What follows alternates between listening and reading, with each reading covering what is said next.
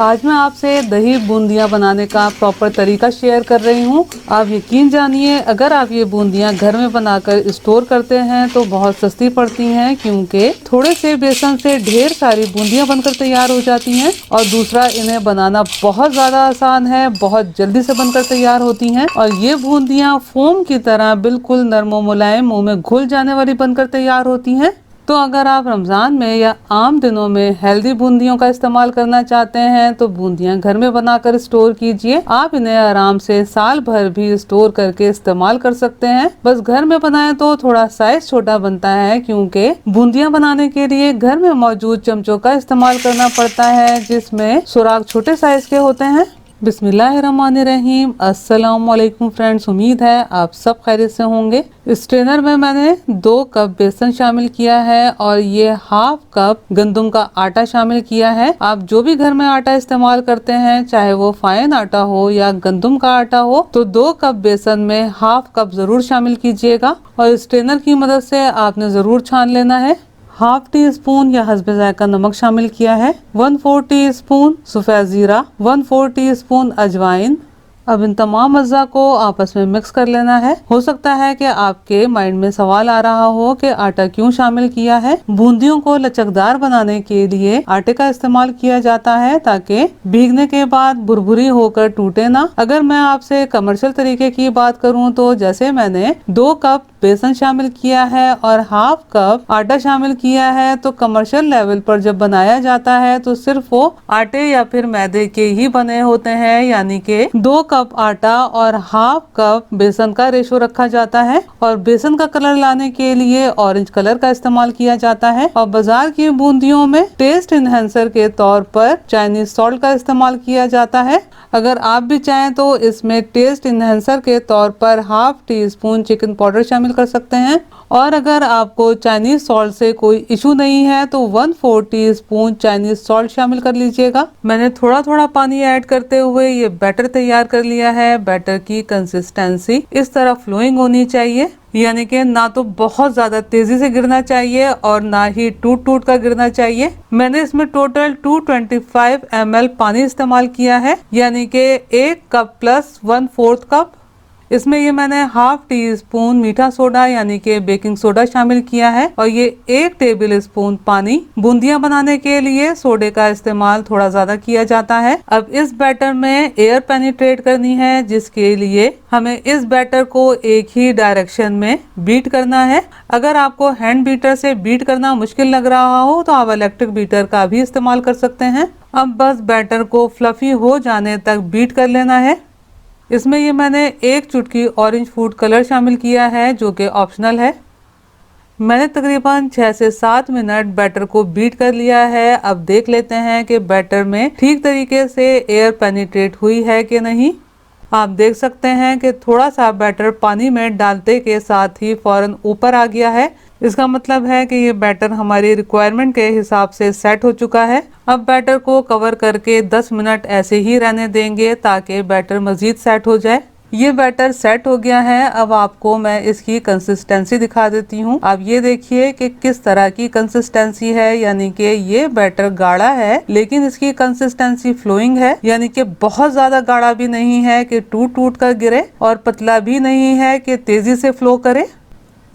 अब आप फ्राई करने के तरीके को भी ठीक से फॉलो कीजिएगा, क्योंकि बूंदियों में से हमने मॉइस्चर खत्म करना है, यानी कि इनको बिल्कुल कड़क फ्राई करना है। तो आपने मीडियम टू लो फ्लेम पर ऑयल को गर्म करना है और थोड़ी थोड़ी देर बाद बूंदी डालकर देखनी है। बूंदी फौरन फ्लोट हो जाने के बाद बूंदी के इर्द गिर्द अगर तेजी से बबल बनने लगते हैं यानी पकने लगती है, तो इसका मतलब है कि ऑयल बूंदी डालने के लिए तैयार है।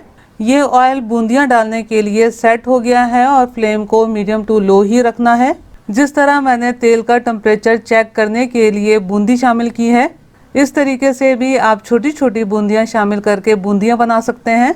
ये मेरे पास सिलिकॉन का होल वाला चमचा है, तो इसमें मैं थोड़ी सी क्वांटिटी डाल के स्पैचुला की मदद से प्रेस कर रही हूँ।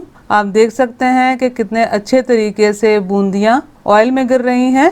आपने चमचे को ऑयल के ऊपर मूव करते हुए और प्रेस करते हुए बूंदियां गिरानी है ताकि एक जगह पर ना गिरें। एक जगह पर गिरेंगी तो क्या होगा, आपस में चिपक जाएंगी।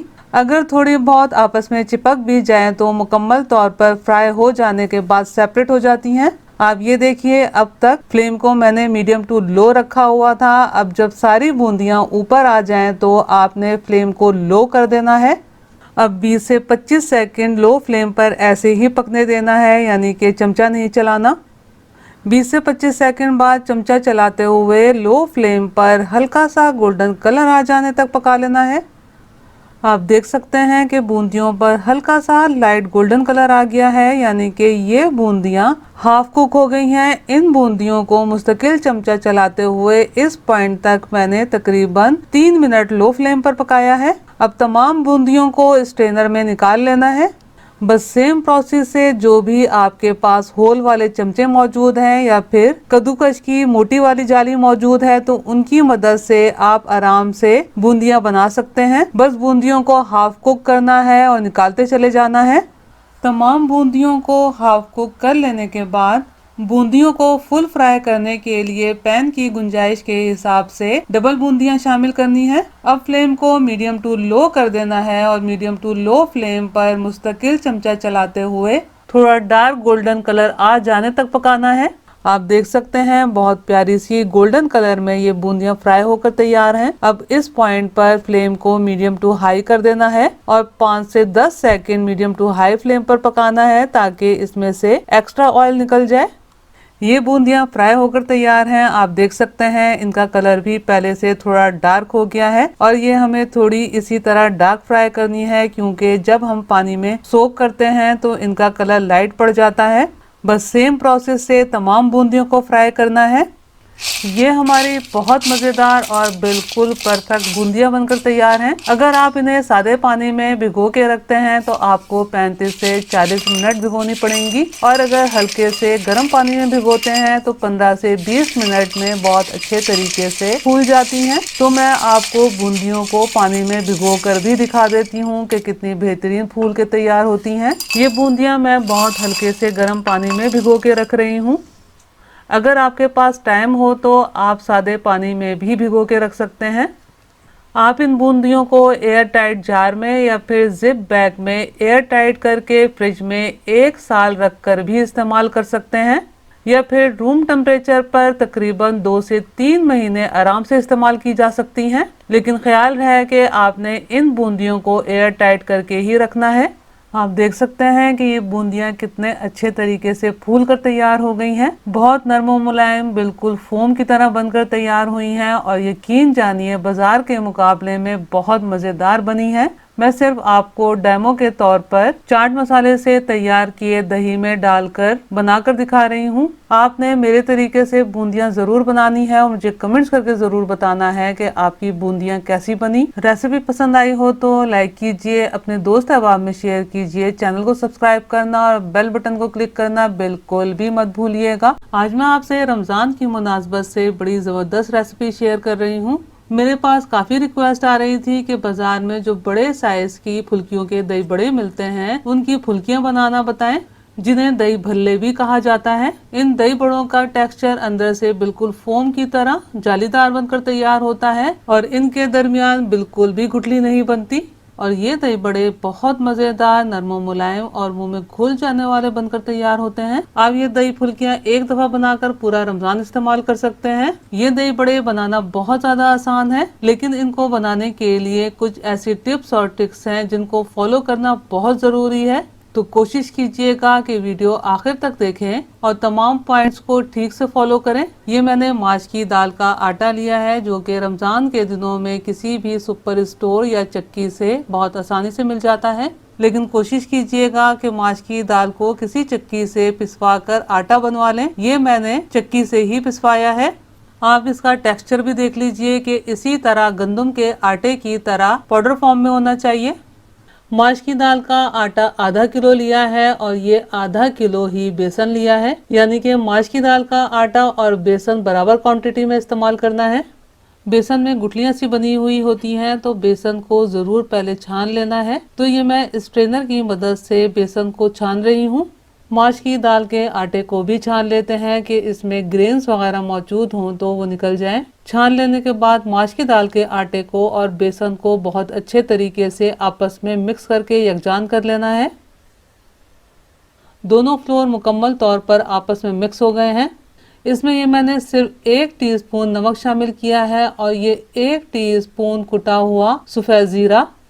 ये मेरे पास 1.25 लीटर का जग है जिसमें मैंने 1 लीटर पानी लिया है, क्योंकि मेरे पास काफ़ी कमेंट्स आए हैं कि आप पानी का रेशो भी ठीक तरीके से बताइएगा। अब थोड़ा थोड़ा पानी ऐड करते हुए माश के आटे और बेसन को घोल लेना है। आधा किलो माश की दाल का आटा है और आधा किलो ही बेसन है, जो कि 1 किलो बनता है, तो उसी हिसाब से पानी भी ज़्यादा क्वांटिटी में इस्तेमाल होगा। अब तक इसमें मैं 1 लीटर पानी इस्तेमाल कर चुकी हूँ। ये 300 ml मज़ीद पानी लिया है। मैंने जो 300 ml पानी लिया था वो भी इसमें इस्तेमाल कर लिया है। इसमें अब तक 1300 ml पानी का इस्तेमाल हो चुका है। अगर ग्लास की बात की जाए तो 5 ग्लास प्लस 1/4 ग्लास पानी इस्तेमाल हुआ है। इसकी कंसिस्टेंसी इसी तरह से फ्लोइंग होनी चाहिए जैसे कि आपको नजर आ रही है, यानी कि ये बैटर काफी गाढ़ा है लेकिन कंसिस्टेंसी फ्लोइंग है। इसमें 3 टीस्पून लेवल करके मीठा सोडा यानी कि बेकिंग सोडे का इस्तेमाल किया है और 1 टेबल स्पून सोडे पर पानी शामिल किया है। अब इस बैटर को फ्लफी हो जाने तक बीट करना है। इस बैटर में एयर पेनिट्रेट करनी है यानी कि हवा दाखिल करनी है, तो ख्याल रहे कि एक ही तरफ चमचा या हैंड बीटर चलाते हुए बीट कीजिएगा। अगर आपको बीट करना मुश्किल लग रहा हो तो आप इलेक्ट्रिक बीटर का भी इस्तेमाल कर सकते हैं। मैंने बैटर को तेज हाथ से तकरीबन 8 मिनट बीट किया है, क्योंकि बैटर ज़्यादा है इसलिए मुझे ज़्यादा टाइम लगा है। इसमें असल काम सिर्फ फेंटने का है। जितना अच्छा फिटा हुआ होगा दही बड़ों के लिए उतने ही अच्छे बड़े बनकर तैयार होंगे। भले या बड़ों के दरमियान में जो गुठली सी बन जाती है उसकी 2 वजूहात होती हैं। बैटर बनाने के लिए पानी का कम इस्तेमाल किया हुआ होता है, यानी कि बैटर सख्ती की तरफ होता है, और दूसरा या तो ठीक तरीके से बीट नहीं किया हुआ होता। आप देख सकते हैं कि बैटर कितना फ्लफी हो गया है और जितनी पहले क्वांटिटी थी उससे कई गुना ज़्यादा हो गया है। अब बैटर को इस तरीके से पानी में डालकर चेक करेंगे और इस तरह फिंगर की मदद से टैप करेंगे चेक करने के लिए कि ये फ़ौरन नीचे तो नहीं बैठता। अगर फ़ौरन नीचे बैठ जाए तो 1-2 मिनट मज़ीद बीट कर लीजिएगा। आप बैटर में बिफोर आफ्टर का फ़र्क भी देख सकते हैं कि पहले कितना था और अब फूल के कितना ज़्यादा हो गया है और कलर भी काफ़ी लाइट सा हो गया है। अब हमने क्या करना है, इस बैटर को कवर करके 20 से 25 मिनट ऐसे ही रहने देना है ताकि ये बैटर मज़ीद सेट हो जाए। आजकल मौसम अच्छा है तो 20 से 25 मिनट रेस्ट देंगे। अगर गर्मियों में बना रहे हैं तो 10 मिनट इस बैटर को रेस्ट देने के लिए काफ़ी है। 20 से 25 मिनट में बैटर सेट हो गया है। अब जल्दी से बड़े बनाना शुरू करते हैं। अब आपने यहाँ पर बड़ों को फ्राई करने के तरीके को ठीक से फॉलो करना है। अब यहाँ आपके पास 2 ऑप्शन है। अगर आप बॉल की तरह या गोलगप्पों की तरह थोड़े गोल से बड़े बनाना चाहते हैं तो आप कढ़ाई में डीप फ्राई करेंगे। अगर आप फ्लैट से बड़े बनाना चाहते हैं तो फिर मेरी तरह फ्राई पैन का इस्तेमाल करेंगे और फ्राई पैन में कम मिकदार में ऑयल लेंगे। ऑयल को मीडियम टू लो फ्लेम पर गर्म करना है और बैटर डाल के देखना है। जैसे ऊपर आ जाए और बैटर के इर्द गिर्द तेजी से बबल से बनने लगे तो समझ जाइएगा कि बड़े डालने के लिए ऑयल का टेम्परेचर सेट हो गया है। ये मैं सर्विंग स्पून का इस्तेमाल कर रही हूँ। अगर आप छोटे साइज के बड़े बनाना चाहते हैं तो फिर टेबल स्पून का इस्तेमाल भी कर सकते हैं। बस इस तरीके से बड़े डालते जाना है। इस वक्त फिलहाल फ्लेम मीडियम टू लो है। जब तमाम बड़े शामिल कर देंगे पैन की गुंजाइश के हिसाब से तो आपने फ्लेम को बिल्कुल लो कर देना है और लो फ्लेम पर बड़ों को तकरीबन 2 मिनट ऐसे ही पकने देना है, यानी कि अलट पलट नहीं करना। 2 मिनट बाद बहुत आराम से बड़ों को पलट लेना है और अच्छा सा गोल्डन कलर आ जाने तक बड़ों को अलट पलट करते हुए लो फ्लेम पर फ्राई करना है। आपने जल्दबाजी नहीं करनी। एक बैच फ्राई करने में आपको 10 से 12 मिनट लग सकते हैं। ये बड़े पकने के बाद अंदर से नरम ही रहते हैं, लेकिन लो फ्लेम पर इसलिए हमने फ्राई करना है ताकि ये अंदर तक बहुत अच्छे तरीके से पक जाए, इनका कच्चापन बिल्कुल ख़त्म हो जाए और इनके दरमियान में गुठली सी ना बने। और दूसरा, इनमें काफ़ी हद तक ड्राइनेस आ जाएगी, जिसकी वजह से ये लंबे अरसे तक महफूज किए जा सकेंगे। इनमें जो आपको होल नजर आ रहे हैं, ये होल बनने चाहिए और ये जब ही बनेंगे जब आप इन बड़ों को लो फ्लेम पर फ्राई करेंगे। आपको ये बड़े थोड़े राउंड शेप में नजर आ रहे होंगे क्योंकि पैन में इस वक्त ऑयल ज्यादा है। अगर आप बिल्कुल फ्लैट और चौड़े से बनाना चाहते हैं तो फिर पैन में काफी कम मिकदार में ऑयल रखिएगा। आप देख सकते हैं कि बड़ों पर बहुत अच्छा कलर आ गया है। अब इस पॉइंट पर आपने फ्लेम को मीडियम टू हाई कर देना है और जल्दी जल्दी अलट पलट करते हुए तकरीबन 5 से 10 second medium to high flame पर फ्राई करना है ताकि इसमें से तमाम एक्स्ट्रा ऑयल निकल जाए। ये पहला बैच में फ्राई कर रही हूँ तो आपको ये गोलू मोलू से लग रहे हैं क्योंकि पैन में ऑयल ज़्यादा है। जब आखिरी 1-2 बैच फ्राई करेंगे तो वो पैन में ऑयल कम होने की वजह से फ्लैट और ज़रा चौड़े फ्राई होकर तैयार होंगे। ये तकरीबन 10 सेकंड मैंने मीडियम टू हाई फ्लेम पर फ्राई कर लिए हैं। अब इन्हें निकाल लेना है और सेम प्रोसेस से बाकी बैटर के भी बड़े या भल्ले फ्राई करके तैयार कर लेंगे। लेकिन दूसरा बैच शामिल करने से पहले फ्लेम को ऑफ कर दीजिएगा और थोड़ा ऑयल का टेम्परेचर डाउन होने दीजिएगा। फिर सेम प्रोसेस से बड़े या भल्ले डाल के फ्राई कीजिएगा। ये मेरे पास बहुत सारे रमजान के लिए बड़े बनकर तैयार हैं। मैं आपको इनको बनाने का तरीका भी बता देती हूँ कि आपने इन्हें किस तरह से इस्तेमाल करना है। ये 5 अदद बल्ले मैं सादे पानी में भिगो के रख रही हूँ ताकि 4 अदद का प्लेटर बना सकूँ और 1 अदद आपको तोड़ के दिखा सकूँ। आपने बड़ों को पहले मुकम्मल तौर पर ठंडा होने देना है। उसके बाद आपने साफ सुथरे ड्राई जार में या फिर प्लास्टिक जिप बैग में ट्रांसफर करके रखना है। अगर मौसम अच्छा है जैसा कि आजकल का मौसम है यानी कि थोड़ी बहुत ठंड है तो आजकल के मौसम में आप 10 से 15 दिन रूम टेम्परेचर पर रखकर इस्तेमाल कर सकते हैं और 1 महीना इन्हें फ्रिज में रख के इस्तेमाल किया जा सकता है। और अगर ज़्यादा अरसा इस्तेमाल करना चाहते हैं तो 3 महीने फ्रीज करके इस्तेमाल किया जा सकता है। इन बड़ों को मैंने 35 से 40 मिनट सादे पानी में भिगो के रखा था। आप देख सकते हैं ये कितने ज़्यादा फूल गए हैं। आप इन्हें ज़्यादा देर तक भी भिगो के रख सकते हैं। कोशिश कीजिएगा कि सादे पानी में ही भिगो के रखें, लेकिन अगर जल्दी हो तो हल्के से गर्म पानी में भी भिगो के रख सकते हैं। आप यकीन जानिए ये बड़े बिल्कुल परफेक्ट और स्पॉन्जी बनकर तैयार हुए हैं।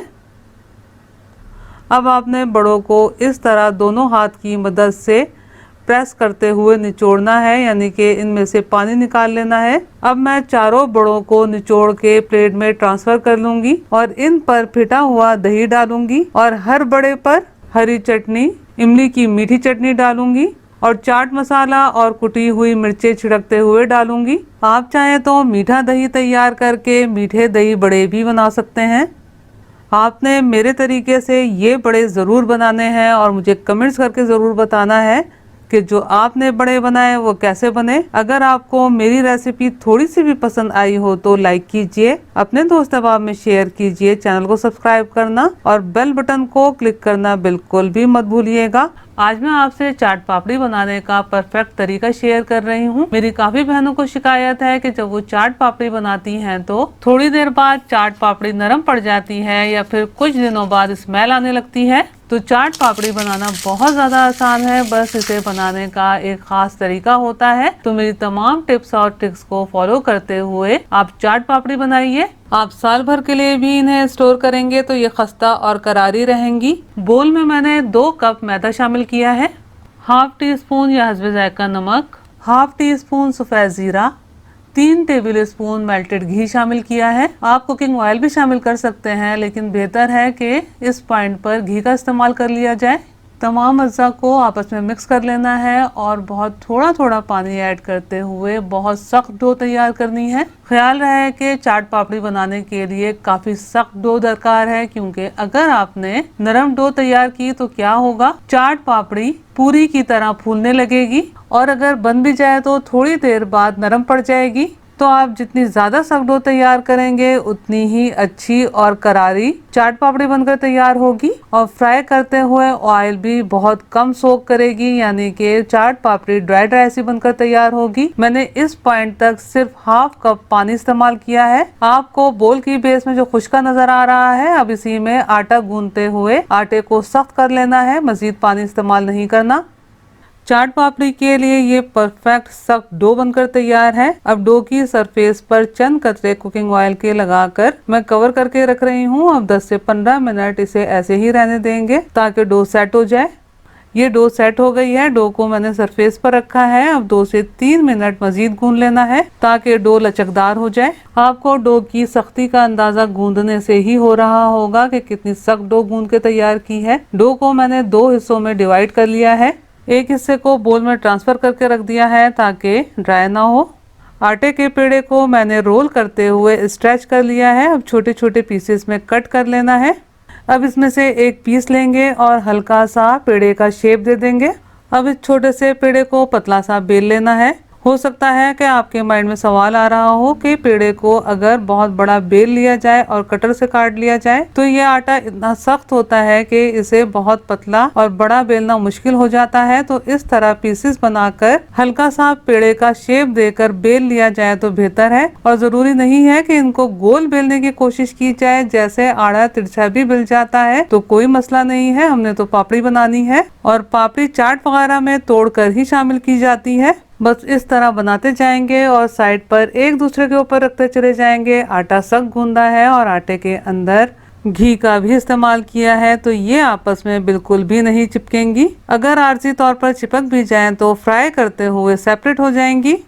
ये मैंने एक पेड़े से पापड़ी की तमाम छोटे साइज की और पतली रोटियां तैयार कर ली हैं। इन्हें मैंने प्लेट में ट्रांसफर करके कवर कर दिया है ताकि ड्राई ना हो। अगर आप कुकीज कटर की मदद से बनाना चाहते हैं तो कैसे बनाएं, मैं आपको दूसरा तरीका भी बता देती हूँ। ये मैंने हल्के हाथ से काफी मोटा पेड़े को बेल लिया है और छोटे कुकीज कटर की मदद से कट कर लिया है। ये हमारे पास छोटे छोटे और थोड़े मोटे पीस बनकर तैयार हैं। अब हर पीस को पतला बेल लेना है। आप इस तरीके से भी चाहें तो पापड़ी के लिए रोटियां तैयार कर सकते हैं। इस तरीके से भी बहुत आसानी से और बिल्कुल गोल पापड़ी की रोटियां बनकर तैयार हो जाती हैं। अब आपको जैसे और जो तरीका आसान लगे उस तरीके से बेल लीजिएगा।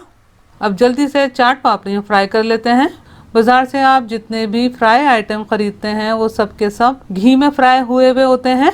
अगर आपको घी से कोई इशू नहीं है तो आप ये चाट पापड़ियाँ घी में ही फ्राई कीजिएगा। ये मैंने कुकिंग ऑयल लिया है। कुकिंग ऑयल को लो फ्लेम पर मैंने गरम किया है और लो फ्लेम पर ही कुकिंग ऑयल को गरम करना है। और थोड़ी थोड़ी देर बाद आटे का पीस इसमें डालेंगे। जब फ्लोट होकर ऊपर आ जाएगा तो इसका मतलब है कि ऑयल का टेम्परेचर पापड़ी फ्राई करने के लिए सेट हो गया है। और पैन की गुंजाइश के हिसाब से ज्यादा तादाद में पापड़ियाँ फ्राई करने के लिए शामिल करनी है ताकि ऑयल का टेम्परेचर मेंटेन रह सके और आहिस्ता आहिस्ता लो फ्लेम पर फ्राई हो। अगर पापड़ी की रोटियां आपस में चिपक सी जाएं और अलग ना हो रही हों तो आप ऐसे ही शामिल कर दीजिएगा। वो फ्राई होते हुए खुद ब खुद सेपरेट हो जाएंगी। अब 2 से 3 मिनट ऐसे ही लो फ्लेम पर पकने देना है। अब 2 से 3 मिनट बाद पापड़ियों को पलट लेना है और इन्हें लो फ्लेम पर ही पकाना है ताकि इसके अंदर से तमाम नमी खत्म हो जाए और ये खस्ता और करारी हो जाए। इसमें बिल्कुल भी नमी नहीं रहनी चाहिए। अगर थोड़ी भी नमी रह गई तो क्या होगा, थोड़ी देर बाद ये नरम पड़ जाएंगी और बहुत जल्दी से खराब हो जाएंगी। तो इस पॉइंट पर आपने जल्दबाजी नहीं करनी। थोड़ा प्रेस करते हुए और अलट पलट करते हुए लो फ्लेम पर पकाना है। आप देख सकते हैं कि पापड़ियों का कलर लाइट गोल्डन हो गया है। इस पॉइंट पर मुझे पकाते हुए तकरीबन 8 मिनट लो फ्लेम पर हो गए हैं। जब इस तरह लाइट गोल्डन कलर आ जाए तो आपने लो फ्लेम से मीडियम टू लो फ्लेम कर देनी है और अच्छा सा थोड़ा डार्क गोल्डन होने तक फ्राई कर लेना है। मैंने पापड़ियों को मीडियम टू लो फ्लेम पर 2 मिनट मजीद फ्राई किया है। ये हमारी करारी पापड़ियाँ बनकर तैयार हैं। अब इन्हें निकाल लेते हैं और बाकी पापड़ियों को भी इसी प्रोसेस से फ्राई कर लेना है। आप इन पापड़ियों को जिप बैग में एयर टाइट करके या फिर एयर टाइट जार में ट्रांसफर करके फ्रिज में 1 साल रखकर भी इस्तेमाल कर सकते हैं और 1 से 2 महीने रूम टेम्परेचर पर रखकर इस्तेमाल की जा सकती हैं। आपको मेरी रेसिपी पसंद आई हो तो लाइक कीजिए, अपने दोस्त अहबाब में शेयर कीजिए, चैनल को सब्सक्राइब करना और बेल बटन को क्लिक करना बिल्कुल भी मत भूलिएगा।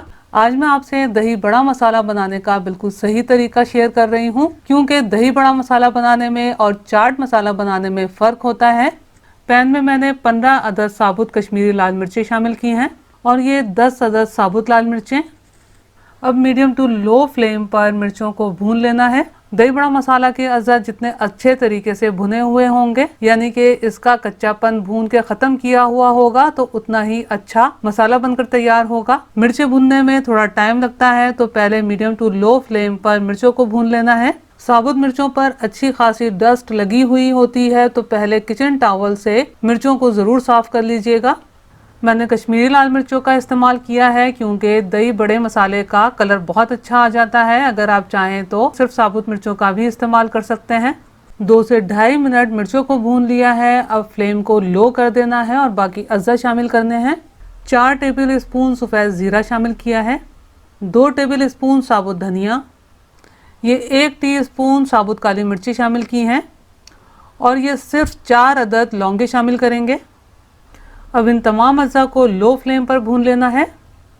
इन अज्जा को लो फ्लेम पर 2 से 3 मिनट भून लिया है। इन अज्जा का कच्चापन ख़त्म हो गया है। अब फ्लेम को ऑफ कर देना है और ये हाफ टी स्पून अजवाइन शामिल करनी है। ऑफ फ्लेम पर इसलिए शामिल करेंगे कि अजवाइन बहुत ज़्यादा नाजुक होती है, तो थोड़ी सी हीट ही अजवाइन को भूनने के लिए काफ़ी है। चंद सेकंड लो फ्लेम पर भून लिया है। अब इन अज्जा को एक प्लेट में ट्रांसफर कर लेना है और ठंडा होने देना है। पैन में ठंडा होने के लिए मत छोड़िएगा क्योंकि पैन बहुत गर्म होता है तो मसाले जल भी सकते हैं। अब इन अज्जा को ग्राइंडर जार में ट्रांसफर करके पीस लेते हैं। ये तमाम अज्जा ठंडा होने पर मुकम्मल तौर पर क्रिस्पी हो जाते हैं और पीसने में आसानी हो जाती है। और दूसरा, गरम गरम पीसने से इन अज्जा में नमी आ सकती है, तो बेहतर है कि पहले ठंडा कर लिया जाए और फिर पीसा जाए। आपने इन अज्जा को दरदरा पीसना है तो ग्राइंडर मशीन ऑन ऑफ करते हुए पीसिएगा और बीच बीच में 1-2 बार अज्जा को अप एंड डाउन कर लीजिएगा। आप चाहें तो इन अज्जा को दरदरा पीसने के लिए हावन दस्ते या फिर सिल बट्टे का भी इस्तेमाल कर सकते हैं। मसाला पीस लेने के बाद एक बोल में ट्रांसफर कर लेते हैं। अब आपने यहाँ चंद बातों का ख्याल रखना है कि हम ये दही बल्ला मसाला या दही बड़ा मसाला बना रहे हैं, तो इसमें किसी किस्म की कोई खटाई शामिल नहीं करेंगे, ना तो टाटरी शामिल करेंगे और ना ही अमचूर पाउडर शामिल करेंगे। कराची के मशहूर ज़माना फ्रिस्को के दही बड़े हों या फिर कोई और नमकीन दही बड़े हों, उनके साथ जो मसाला दिया जाता है, अगर वो मसाला आपने कभी टेस्ट किया हो तो उसमें किसी भी किस्म की कोई खटाई मौजूद नहीं होती और ना ही उसमें नमक मौजूद होता है, क्योंकि ये मसाला हम दही बड़ों के लिए बना रहे हैं और दही ऑलरेडी खट्टा होता है, इसलिए इसमें मज़ीद खटाई डालने की ज़रूरत नहीं है। अगर आप थोड़ी और खटाई ऐड करना चाहते हैं तो हमारे पास चाट मसाले का ऑप्शन मौजूद होता है। हम दही बड़े मसाले के साथ चाट मसाले का भी इस्तेमाल कर सकते हैं। इसमें सिर्फ मैंने हाफ टी स्पून काला नमक और हाफ टी स्पून रेगुलर नमक शामिल किया है। आप चाहें तो ये मसाला नमक के बगैर भी बना सकते हैं, क्योंकि हम जब दही बड़े के लिए दही तैयार करते हैं तो उसमें हस्बे जायका नमक डाल के दही को तैयार करते हैं। आप ये मसाला साफ सुथरे एयर टाइट जार में ट्रांसफर करके किचन कैबिनेट में रख के साल भर भी इस्तेमाल कर सकते हैं, क्योंकि दही बड़े मसाले में तमाम अज्जा भुने हुए हैं, जिसकी वजह से मसाले की शेल्फ लाइफ बढ़ जाती है। आप मेरे तरीके से ये दही बड़ा मसाला ज़रूर बनाइएगा और मुझे कमेंट्स करके ज़रूर बताइएगा कि आपको मेरी ये रेसिपी कैसी लगी। अगर रेसिपी पसंद आई हो तो लाइक कीजिए, अपने दोस्त अहबाब में शेयर कीजिए, चैनल को सब्सक्राइब करना और बेल बटन को क्लिक करना बिल्कुल भी मत भूलिएगा। अल्लाह हम सब का दस्तरख्वान हलाल रिस्क से वसी तर फरमाए, आमीन। मुझे भी अपने दुआओं में याद रखिएगा। अपना बहुत ख्याल रखिएगा। अगली रेसिपी की वीडियो तक के लिए अल्लाह हाफिज।